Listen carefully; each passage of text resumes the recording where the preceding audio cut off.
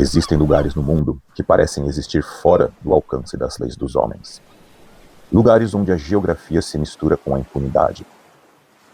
Little St. James, uma pequena mancha de terra no Caribe, cercada por águas cristalinas, é um desses lugares. Mas não se engane pela bela paisagem. O que aconteceu ali, durante décadas, não foi apenas uma sucessão de crimes. Foi a construção de um ecossistema dedicado ao que a psicanálise chama de perversão pura. Olá, eu sou Thiago Almeida e este é o Divã da Realidade. Hoje, nós não vamos apenas revisitar o que você já viu nos jornais sobre Jeffrey Epstein. Nós vamos além da superfície. Vamos mergulhar na mente do homem que transformou o mundo em seu tabuleiro particular e as pessoas em seus objetos de descarte. Como alguém que começou como um simples professor de matemática, chegou ao centro de uma teia que envolve presidentes, príncipes e a elite global. E o mais importante, por que o nosso sistema psíquico é tão vulnerável a pessoas como ele? Jeffrey Epstein era um mestre da cenografia. Ele sabia que para esconder o abjeto, era necessário cercá-lo de um brilho insuportável. Na ilha, ele mandou construir um templo, uma estrutura curiosa, com janelas falsas e uma cúpula dourada. Para o observador comum, parecia uma excentricidade de bilionário. Para a psicanálise, aquele templo é um símbolo do exibicionismo do segredo.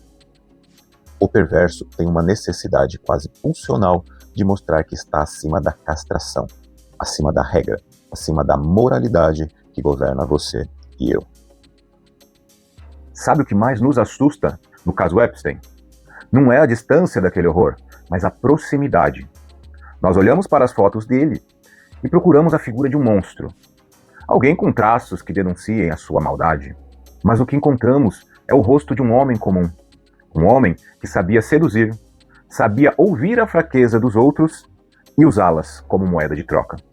O mal de Epstein não era barulhento, era silencioso, estratégico e, acima de tudo, acolhido pelos centros de poder. Ele oferecia o que secretamente muitos poderosos desejavam: o direito de não ter limites.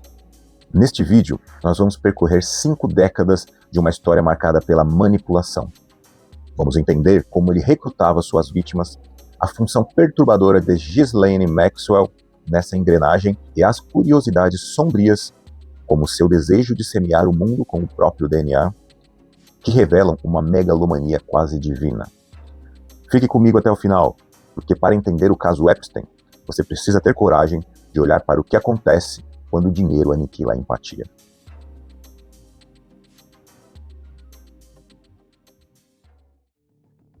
Como um homem sem diploma universitário, que começou a vida profissional como um simples professor de física e matemática em uma escola particular de elite em Manhattan, conseguiu se tornar o confidente dos homens mais ricos do planeta?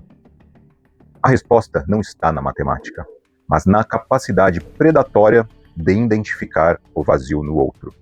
Jeffrey Epstein possuía uma inteligência que a psicanálise descreve como instrumental. Ele não sentia o mundo, ele o calculava. Em 1976, ele foi demitido pela Dalton School por desempenho insatisfatório, mas ao invés de cair no ostracismo, ele deu um salto para o banco de desenvolvimento Bear Stearns.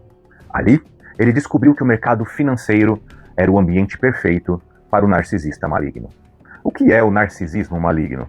É uma combinação tóxica de narcisismo, comportamento antissocial e sadismo. Para Epstein, as pessoas eram apenas números em uma planilha ou degraus em uma escada. Ele não queria apenas ser rico. Ele queria ser o dono dos segredos de quem era rico. A curiosidade aqui é que ninguém sabia exatamente de onde vinha a fortuna dele. Ele se apresentava como um gerente de ativos e só aceitava clientes com mais de $1 bilhão.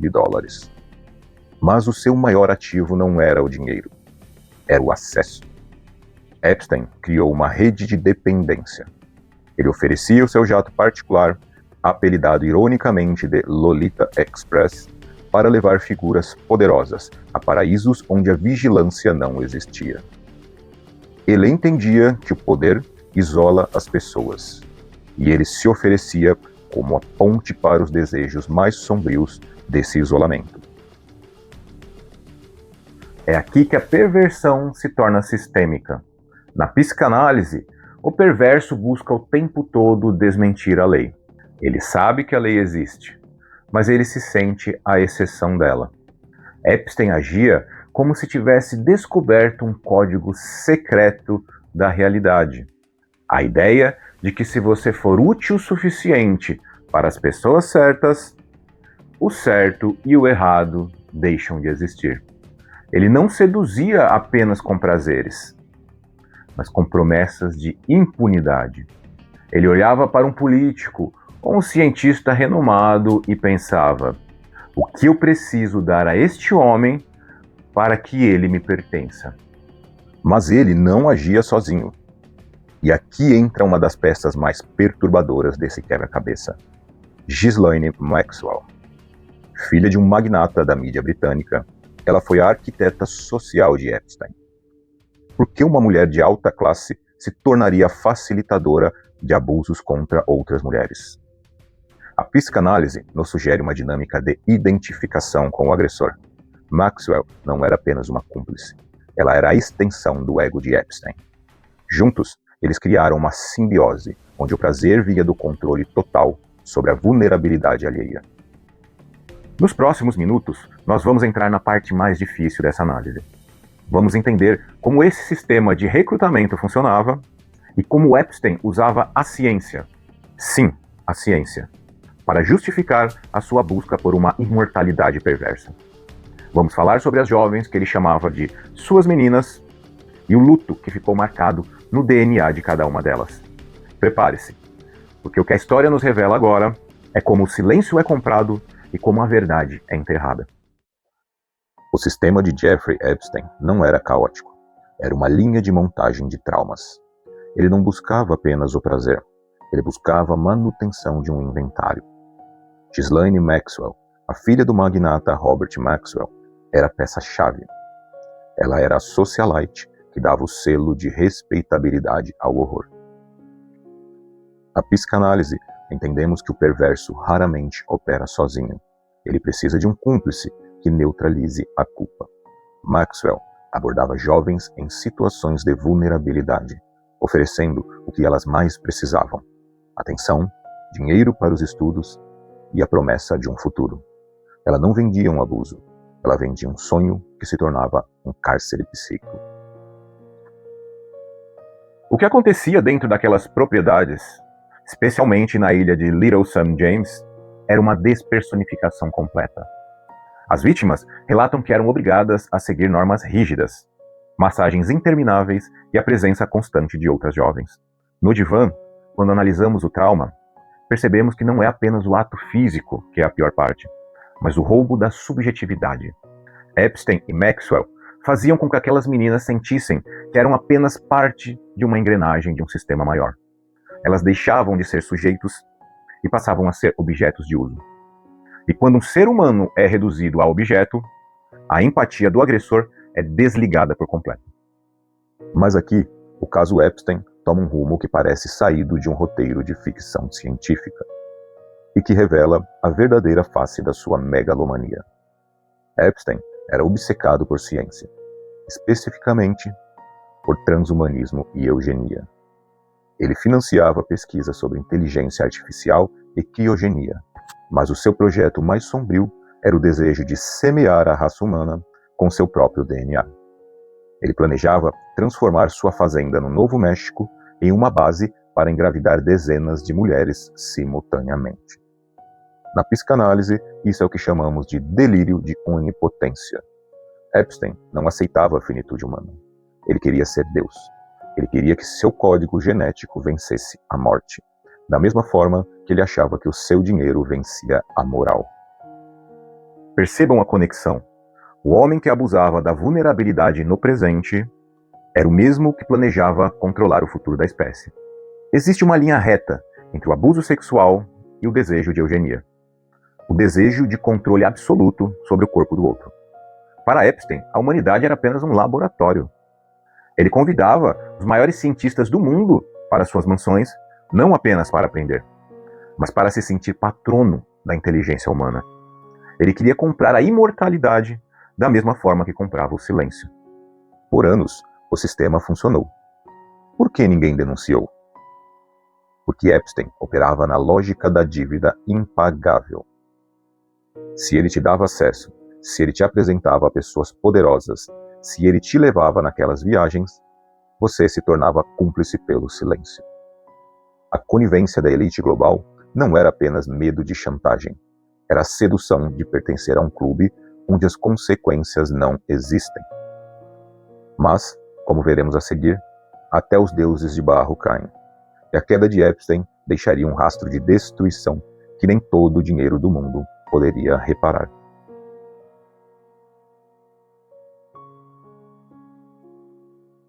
O que torna o caso Epstein uma ferida aberta na consciência global não é apenas o que ele fez, mas quem o observava fazer. Ao longo de décadas, o nome de Jeffrey Epstein apareceu nas agendas dos homens mais influentes do planeta. Presidentes, herdeiros de coroas europeias, titãs da tecnologia e intelectuais renomados. No livro preto de Epstein, o que se encontrava não eram apenas contatos, era um mapeamento do poder mundial. Na psicanálise, existe um conceito chamado denegação. É quando o sujeito sabe da realidade, mas age como se não soubesse. A elite global não ignorava quem Epstein era. Ela decidia que o acesso que ele oferecia valia o preço da moralidade deitada em berço esplêndido. Por que essas pessoas que já tinham tudo eram atraídas por ele? A resposta reside na sedução da exceção. Epstein operava como um facilitador do impossível. Ele criava ambientes onde a vigilância social era suspensa. Quando um homem poderoso embarcava no Lolita Express ou desembarcava na ilha, ele estava assinando um contrato psíquico de cumplicidade. Ao aceitar o favor do perverso, você se torna parte da perversão. É a lógica da manada em níveis estratosféricos. Se todos os meus pares estão aqui, então o que acontece aqui não é crime, é privilégio. O silêncio coletivo não era apenas medo de chantagem, era a manutenção de um estilo de vida que se sente acima do bem e do mal.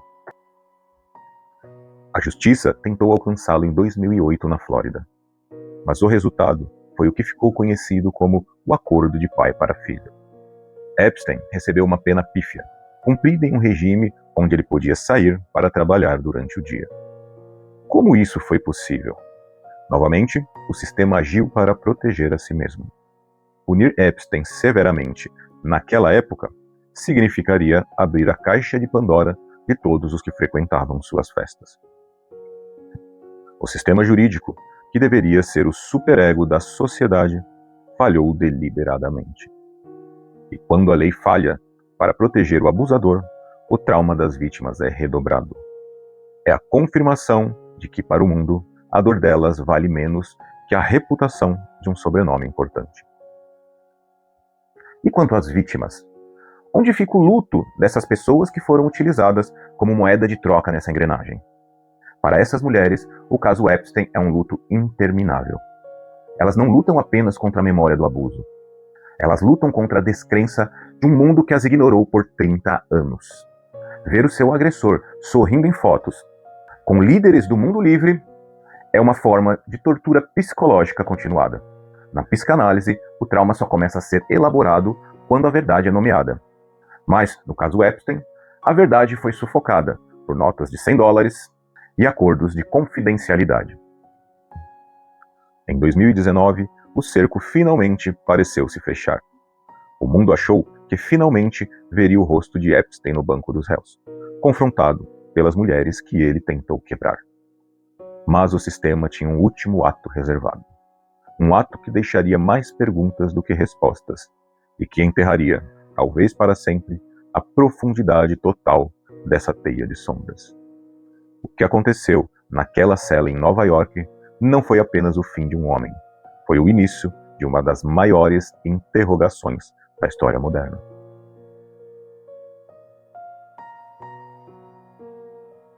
Na manhã de 10 de agosto de 2019, o silêncio se tornou a arma final de Jeffrey Epstein.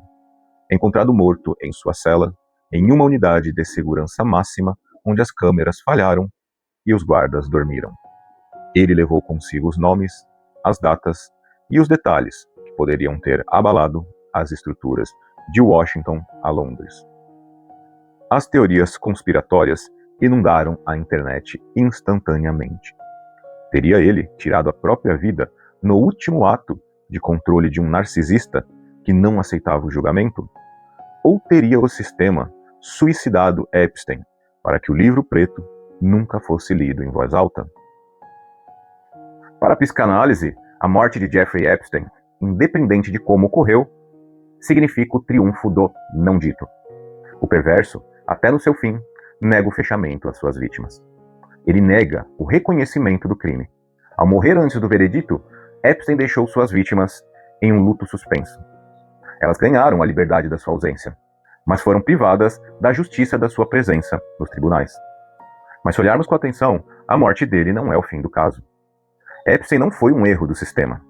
Ele foi um sintoma. Ele é o espelho de uma sociedade que idolatra o poder a ponto de ignorar o monstro que o sustenta. O caso Epstein nos obriga a confrontar a nossa própria sombra coletiva. Por que fomos tão rápidos em acreditar na sua filantropia e tão lentos em ouvir os gritos das jovens? Nós vivemos em uma era que valoriza a performance e o status acima da integridade psíquica. Epstein só floresceu porque encontrou um solo fértil de vaidade e conivência. Enquanto houver círculos de privilégio que se sentem imunes à castração da lei, outros Epstein surgirão. A ilha pode estar vazia, o templo pode estar em ruínas, mas a mentalidade que permitiu que tudo aquilo acontecesse ainda respira nos corredores do poder. E às vezes, no nosso próprio silêncio diante das pequenas injustiças. A cura, tanto individual quanto social, começa pela coragem de olhar aquilo que dói. O luto pelas vítimas de Epstein é o luto de uma humanidade que se perdeu na busca pelos prazeres sem limites. Eu sou Thiago Almeida e esse foi o nosso encontro no Divã da Realidade. Se essa análise lhe trouxe alguma luz sobre a complexidade desse caso, então compartilhe esse vídeo. A verdade é a única coisa que o poder não consegue comprar para sempre.